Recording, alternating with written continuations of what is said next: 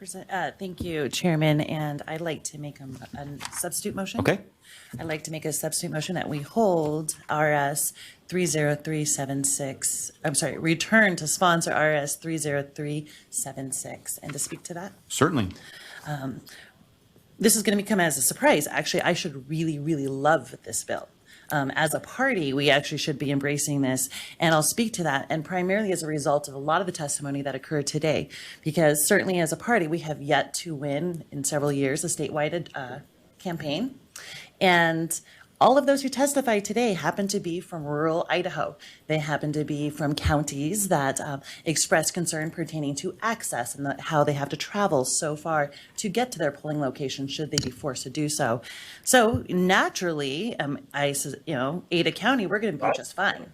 And we have the resources, the capacity to actually provide for additional polling locations and to provide for other additional avenues for people to vote. So I think we'd be fine here in Ada County. Now, in rural Idaho, I don't think they necessarily have that capacity. I mean, some of the testimony was the inability to find poll workers. Right? So they're going to now have to find additional poll workers to provide services for people to vote in person. They also highlighted that a lot of these folks, that because of the distance they have to travel, may just actually do away with voting altogether. So, looking at our previous year's elections, we could be okay winning a statewide race, because now we're really going to center all of that voting ability to our core dense populations like Ada County. So naturally, I actually should really, really like this. But the fact is I really value the ability for people to vote. It is incredibly important people have the ability to vote. And because the stipulations outlined in this actually is going to, in my opinion, increase fraud, we're going to have more people reporting on their neighbors. We're going to have more fraudulent participation in our elections.